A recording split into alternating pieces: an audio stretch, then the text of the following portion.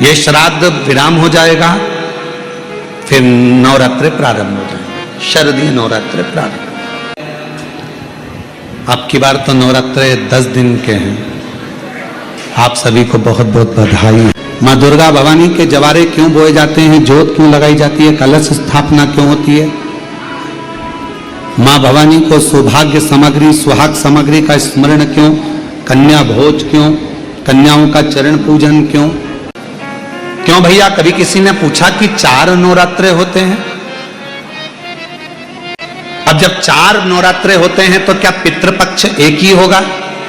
जम के बोलो जरा, पितृपक्ष भी 4 ही बार आता है। हम उसको 3 बार जान नहीं पाते, पर चौथे बार में हम सर्दी आने से पहले उसका स्मरण करते हैं। 4 नवरात्रे के रूप में क्यों होती है?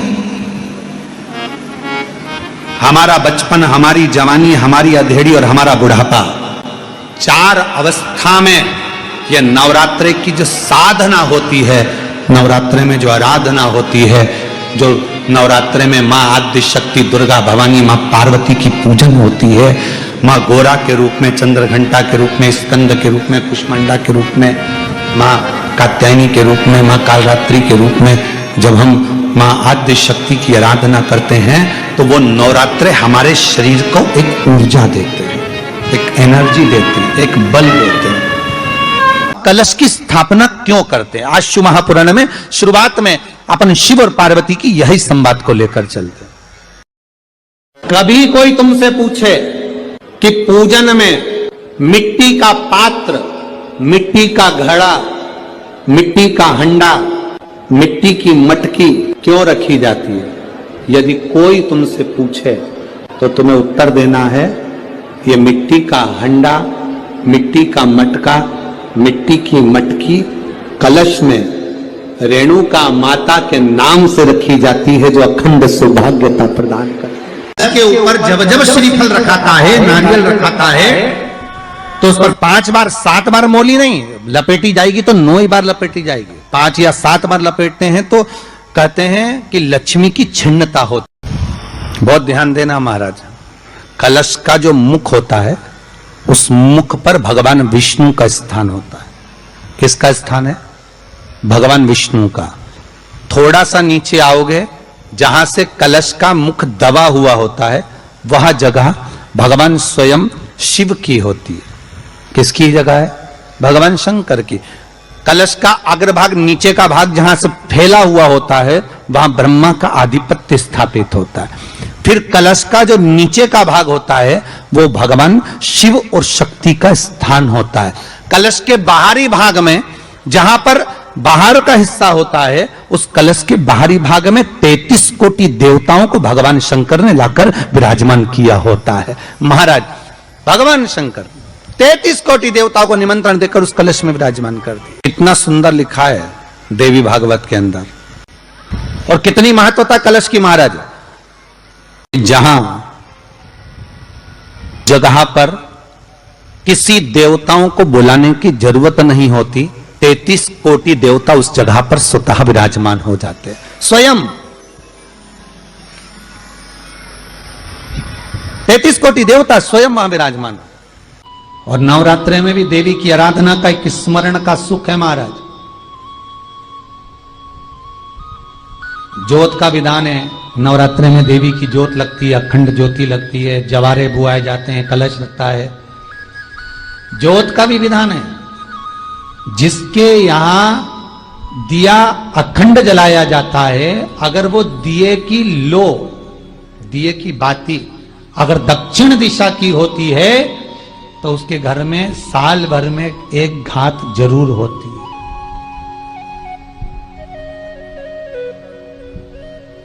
जो दिया अखंड जलता है, उसकी बाती का मुख दक्षिण का नहीं होना चाहिए। अगर आपने देवी भागवत का स्मरण कराओ, देवी भागवत को अगर सुना हो, तो देवी भागवत में स्पष्ट किया गया कि पूर्व की ओर मुख करा हुआ दिया, अर्थात पूर्व की ओर ज्योत जो जलाई जाती है, वो संपदा की वृद्धि करती है। पश्चिम की ओर मुख कर कर जो ज्योत लगाई जाती है महाराज, वो वैभव को देती है। और उत्तर की ओर जो मुख कर कर ज्योत जलाई जाती है, उत्तर की ओर जो ज्योत का मुख रहता है वो आयु की वृद्धि करती है, घर में अकाल मौत को रोकती है। नवरात्रे का जो भाव तत्व है उसको भी अच्छे से समझ लेना। दक्षिण की ओर ज्योत ना लगाएं, अगर आपको लगाना है पूरब की लगाएं, पश्चिम की लगाएं या उत्तर की लगाएं, देगी वो मार्ग। साधारण नहीं है मेरी माता। तात्विक सुख का आनंद देने वाली, लाभ तत्व प्रदान करने वाली। और नवरात्रि में भी अगर आपकी कोई कामना है, आपकी अगर इच्छा है, आपका मन है, तो जगत जननी की आराधना करो। पति और पत्नी में अगर क्लेश है तो जगदम्बा के मंदिर में मक्खन चढ़ाओ, प्रेम बढ़ जाएगा। आपको लगता है कि पति कोई अन्य स्त्री से लगा हुआ है या परिवार टूट रहा है, तलाक तक पहुंच गया है, तो माता के मंदिर में आप ध्वजा लगवाइए, उस ध्वजा पर मक्खन लगाकर लगवाइए, आपको लाभ मिलेगा। महाराज, यदि आपको लगता है कि बच्चे बहुत ज्यादा अपशब्द बोल रहे हैं, मुंह चला रहे हैं और प्रेम नहीं रख रहे, तो माता के मंदिर में लाल पुष्प, लाल चंदन और लाल चूड़ी मां को समर्पित करिए, प्रेम बढ़ेगा। बच्चा कभी आप जी से कम नहीं बोलेगा, प्रेम की भाषा निकलेगी मुंह से। दुनिया वालों से पूछो कि नवरात्रि में कन्या भोज क्यों कराते हो। दुनिया वालों से पूछो कि नवरात्रि में बेटियों को क्यों ढूंढने जाते हो। दुनिया वालों से पूछो कि नवरात्रि की अष्टमी और नवमी पर कन्या का पूजन क्यों करते हो। क्योंकि दुनिया वालों को ये मालूम पड़ना चाहिए कि देवी भागवत में लिखा है, एक कन्या एक बेटी जब किसी के घर में मुख झूठा करती है, एक बेटी एक कन्या जब किसी के घर में भोजन करती है तो उसके भंडारे कभी खाली नहीं रहते। इसलिए कन्या पूजन किया जाता है, इसलिए बेटी का पूजन किया जाता है। मां जगतजननी की आराधना, जगदम्बा की उपासना। नवरात्रि में 9 दिन में से कोई एक दिन ऐसा ले लो जिस दिन कन्याओं का भोजन कराओ, साथ में उनको लाल चुनरी ओढ़ाओ या कोई लाल वस्त्र, लाल पूजन की सामग्री उनको दो, सुख मिलेगा, आनंद आएगा। नवरात्रे जब बढ़कर आते हैं, 9 दिन से अगर 10वें दिन नवरात्रे बढ़ जाते हैं, नवरात्रे अगर एक दिन भी बढ़कर आते हैं, तो मां जगतजननी की आराधना करने वाले, साधना करने वाले भक्तों को जितना फल नवरात्रि का प्राप्त होता है वो 10 गुना फल नवरात्रि में प्राप्त होता है। अगर नवरात्रि एक दिन बढ़ जाए, 10 दिन के नवरात्रि हैं आपकी बात। जो शारदीय नवरात्रि इस वर्ष प्रारंभ हो रहे हैं वो 10 दिन के हैं, बढ़कर आ रहा है। शिव शक्ति की खूब आराधना करो, भगवान शंकर और पार्वती की खूब साधना करो, शिव पार्वती का भजन करो, शिव पार्वती का स्मरण करो, शिव पार्वती की भक्ति करो, मंत्र जाप करो, नाम जाप करो, कीर्तन करो, आराधना करो, साधना करो, वो फल देते हैं। आराधना साधना मां अंबा जगदम्बा की शिव के साथ करो। पर आश्रित मां पार्वती जी का स्वयं का नाम, मां आद्यशक्ति दुर्गा भवानी जगदम्बा जगत जननी मां अंबे का नाम जगत का भरण पोषण करने का काम करो। देवाधिदेव महादेव का, शंकर जी के भी 3 नेत्र हैं, तो श्रीफल में भी आज जाकर श्रीफल की जटा को निकाल कर देखना, उसे 3 नेत्र मिलेंगे। शिव जी की भी जटा है तो श्रीफल की भी जटा है। शंकर भगवान को कहते हैं कर्पूर गौरम करणाव तारम। शंकर भगवान का बाहर का स्वरूप देखोगे तो कठोर मिलेगा, भीतर से मेरा महादेव सबके लिए अमृत देकर विष पीने वाला बेटा है, तो सबके लिए निर्मल है। इसलिए श्रीफल भी ऊपर से कठोर, अंदर से नर्म है। उसको कहते हैं महामृत्युंजय, रोग को हरने वाला। तो श्रीफल का पानी, नारियल का पानी भी रोग का हरण करता है, इसलिए उसको कर्पूर गौरम कहा जाता है। शिव के 3 नेत्र हैं, श्रीफल के 3 नेत्र। शंकर की जटा है, श्रीफल की जटा है। क्यों? हनुमान मंदिर में, क्यों राम मंदिर में, क्यों शिव मंदिर में, क्यों सारे देवी देवता के मंदिर में, संपूर्ण देवता के मंदिर में, विवाह में, शादी में, उद्यापन में, मंडप में, आदि कादि, जन्म से लेकर मरता है, मुर्दे को भी लेकर जाते हैं तो शमशान में भी श्रीफल जाता है। उसका कारण केवल इतना सा है क्योंकि वो शंकर है, तुम्हारे जन्म से लेकर मरे तक तुम्हारा पीछा नहीं छोड़ता है, तुम्हारे साथ है।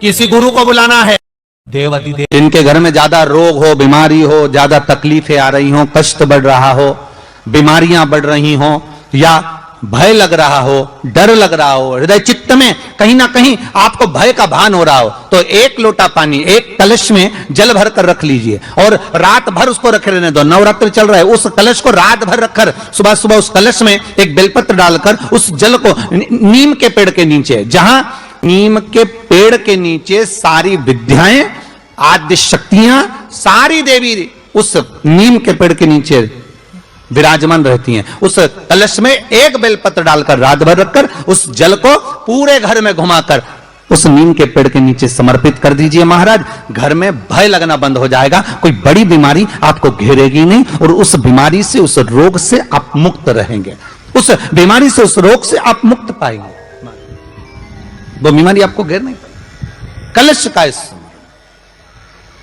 अरे क्यों पुराणों में लिख दिया कि बांस की डलिया में अनाज रखकर, सुहाग सामग्री रखकर ब्राह्मण को जब भोजन कराते हैं तो उसको बांस की डलिया, आपने पढ़ना, उसमें लिखा है, आपके पास में तो किताबें होंगी उपवास की, बांस की डलिया में सामान रखकर दीजिए। बांस की डलिया, यहां लिखा नहीं कि प्लास्टिक की डलिया में फेंक कर दो, यहां बांस की डलिया लिखिए। बांस क्यों?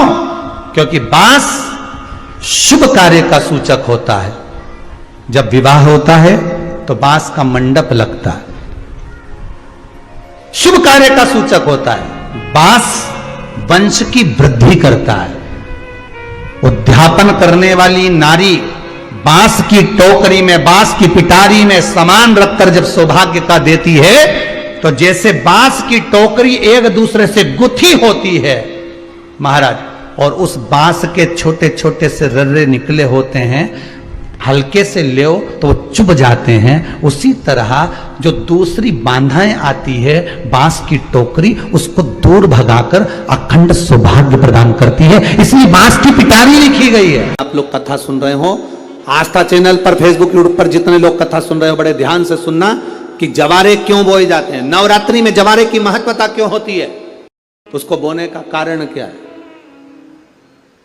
केवल कोई कहे कि हम ठाकुर जी को भजते हैं, भगवान कृष्ण को भजते हैं, कोई कहे हम तिरुपति बालाजी को, नारायण को भजते हैं, कोई कहता है कि हम हरि विठल को, पांडुरंगा को भजते हैं, हमारे यहाँ हाँ हम इनको भजते हैं तो जवारे नहीं बोते। ना ना, पुष्टि मार्गी है, ठाकुर जी की सेवा करने वाला है, उसके यहाँ भी ये 9 दिन जवारे बोए जाते हैं। रामानुज संप्रदाय से जुड़ा हुआ है, नारायण की पूजन कर रहा है, उसके घर में भी जवारे बोए जाते हैं। पांडुरंगा हरि विठल की उपासना कर रहा है, उसके घर में भी जवारे बोए जाते हैं। जवारे का महत्व हमारे यहां शास्त्र कहता है। क्या महत्व है उसका, क्या फल है उसका। महाराज, जब देवी माता ने दुर्गा भवानी को पंचायत में बुलाया गया, शिव पंचायत में मां दुर्गा बैठी हुई है, और शिव पंचायत में जब दुर्गा भवानी बैठी, उपद्रवियों ने उपद्रव मचाया, अहंकारियों ने अहंकार मचाया, असुरों ने, राक्षसों ने हाहाकार मचाना प्रारंभ करा। तब उस समय पर देवाधिदेव महादेव माता पार्वती को देखकर, दुर्गा भवानी को देखकर मुस्कुरा रहे थे। केवल शिव मुस्कुरा रहे हैं, पार्वती को देखकर, दुर्गा भवानी को देखकर, मां जगत जननी को देखकर केवल मुस्कुरा रहे। तब देवता सूर्य नारायण ने भगवान शिव जी को देखकर हाथ जोड़कर प्रार्थना करी। भास्कर देव बोले, सूर्य नारायण बोले, बाबा मेरे मन के संशय को मिटा दीजिए। शिव जी ने पूछा क्या काम है, बोलो क्या चाहते हो। शंकर भगवान से सूर्य देव, भास्कर देव कहते हैं, प्रभु आपके मुस्कुराने का कारण क्या। भारत की भूमि पर जितनी जगह पर भी आप लोग कथा सुन रहे हो, आस्था चैनल पर, फेसबुक, यूट्यूब पर जितने लोग कथा सुन रहे हो, बड़े ध्यान से सुनना कि जवारे क्यों बोए जाते हैं। नवरात्रि में जवारे की महत्वता क्यों होती है, क्यों बोया जाता है, मिट्टी में गेहूं डालकर क्यों उत्पन्न किया जाता है, उसकी महत्वता क्या है।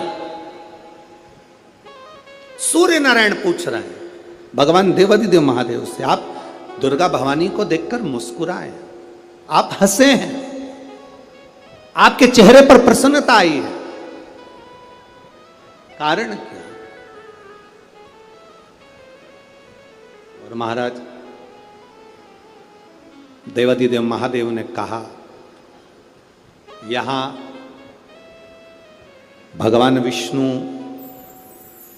गणेश जी, भास्कर देव, आप सब बैठे हो।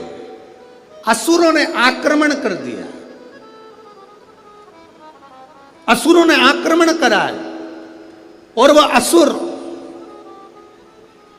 आक्रमण कर दिए हैं तो वो असुर प्रवेश कर रहे हैं, उपद्रव मचाकर, हाहाकार कर कर नष्ट करने वाले हैं इस पूरी पृथ्वी को। तो फिर उसको बचाएगा कौन, कैसे बचेगा? शिव जी ने कहा चिंता मत करो। दुर्गा ने अपने केश का स्मरण किया, एक केश को माता पार्वती जी ने अपने हाथों से छुआ, छूते ही एक कुंड में सुंदर जवारे उत्पन्न हुए हैं। जब तक वो जवारे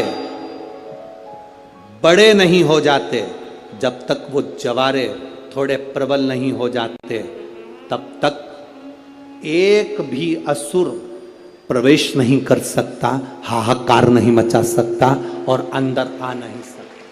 शिव महापुराण की कथा कहती है, जवारे जिसके यहाँ बोए जाते हैं, जवारे का, आप लोग कहते हैं कहीं पर देवी जी बैठी हैं, किसी के यहाँ मिट्टी की मूर्ति आई, 21 फीट की, 41 फीट की, 15 फीट की, 10 फीट की, 25 फीट की देवी जी की प्रतिमा स्थापना हुई। लोग कहते हैं हम देवी जी का दर्शन करने जा रहे हैं, दुर्गा जी का दर्शन करने जा रहे हैं। शिव महापुराण की कथा कहती है वो दुर्गा जी का दर्शन नहीं, देवी का दर्शन नहीं। नवरात्रे में जहां जवारे बोए जाते हैं वहां मात्र आप पांव रखते हैं तो अपने घर में से क्लेश दूर हट जाता है, अहंकार दूर हट जाता है, अभिमतता दूर हट जाती है, तकलीफें दूर हट जाती है। जिसके घर में जवारे बोए जाते हैं वहां से अहंकार, काम, लोभ, आसक्ति, वासना, तृष्णा और दुख, तकलीफें दूर हट जाती। जब भगवान से कहा कुछ भी करो, ये महिषासुर स्त्री से मरेगा, तो भगवान शंकर ने कहा लक्ष्मी जी को भेज दो, मार देगी। भगवान विष्णु बोले रहने दो दादा, ऊ में इतनी दम नहीं है कि मार दो। तुम फिर कहा ब्रह्मा जी से बोलो, ब्रह्माणी को भेज दे, ब्रह्माणी भी नहीं मार सकती। तो कि इसको तो एक ही मार सकती हो, पार्वती जी, बस उनको गुस्सा आना चाहिए। शंकर भगवान बोले उनके तो कभी गुस्सा ही नहीं आया, उसको कभी गुस्सा नहीं आता। तो भगवान विष्णु बोले कैसे नहीं आएगा, तुम एक काम करो, उनके बाप को बखानो। किसी नारी के अगर पिताजी को बखानते तो गुस्सा आता। शंकर भगवान बोले प्रैक्टिकल करके देखता हूं। अंदर गए तो भगवान शंकर भोजन करते करते बोले पार्वती सही में तेरे पिताजी जैसा कंजूस दुनिया में कोई नहीं हो सकता, तेरे बाप में रत्ती भर की अकल नहीं। पार्वती ने पूछा रोटी बनाते बनाते क्यों, मेरे बाप ने तुम्हारा क्या बिगाड़ दिया?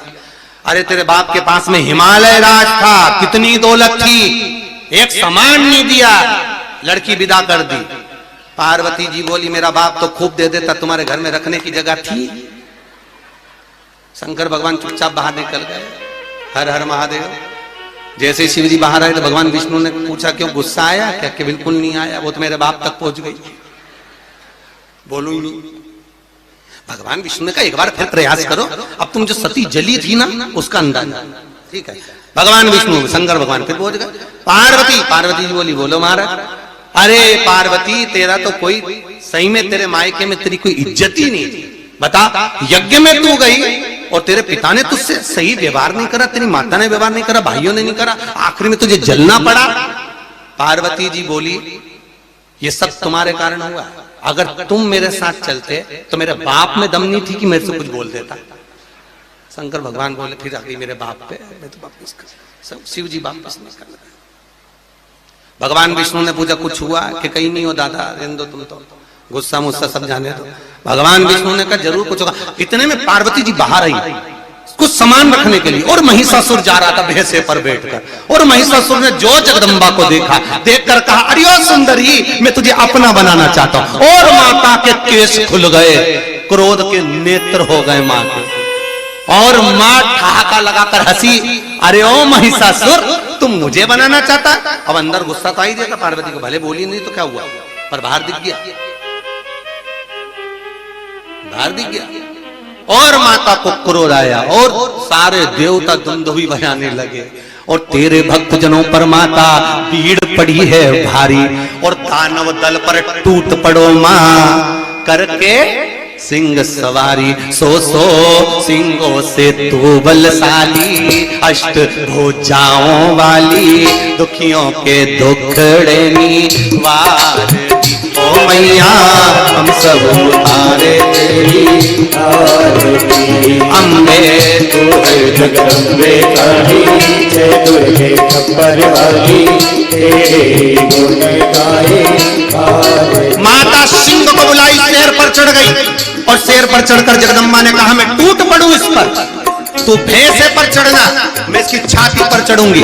और मां सिंह पर चढ़कर, पांव दोनों माता के, एक सिंह के गर्दन पर था तो दूसरा पीठ पर था, और शेर दौड़ा और दौड़ते से शेर भैंसे पर कूदा, और मां ने उठाया त्रिशूल और महिषासुर की छाती पर मारकर उछली। शंकर भगवान ने हाथों पर जगदम्बा को झेल लिया, महिषासुर के प्राण छूट गए। अम्बे तू है जगदम्बे काली, जय दुर्गे खप्पर वाली, तेरे गुण गाए।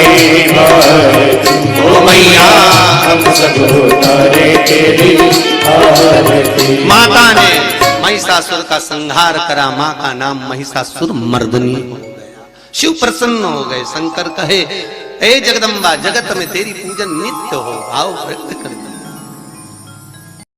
मैं बेटा बेटियों से कहूंगा, नवयुवक बच्चों से कहूंगा, अगर आप कंपटीशन एग्जाम में बैठ रहे हो, अपनी पूरी मेहनत करो, पूरा परिश्रम करो, रात दिन एक करो और लगे रहो। और 9 दिन तक, 9 रात्रि में 9 लाल फूल की 9 पंखड़ियां या 9 कोई भी चावल लाल कलर में कर कर, कुंकू में कर कर, अगर मां जगत जननी के मंदिर में नहीं जा सकते, मां भीड़ रहे तो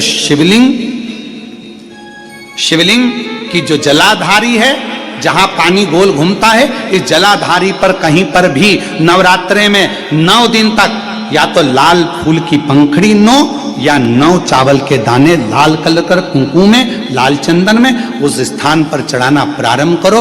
9 दिन के बाद तुम्हें 15 दिन और निकलेंगे, उसके बाद तुम्हें खुद लगेगा कि तुम्हारी जॉब, तुम्हारी नौकरी तुम्हारा बाबा ने लगाया है।